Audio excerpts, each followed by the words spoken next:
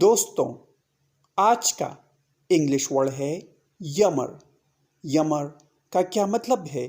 آئیے سیکھتے ہیں آج کی اس چھوٹی سی ویڈیو میں۔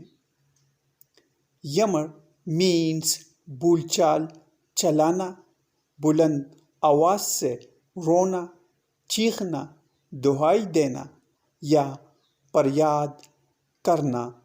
آئیے اس ورڈ کو سینٹینسز میں استعمال کرتے ہیں۔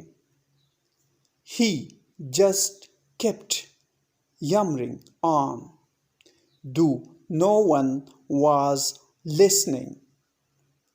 اس کا مطلب ہے وہ یوں ہی بولتا رہا حالانکہ کوئی نہیں سن رہا تھا۔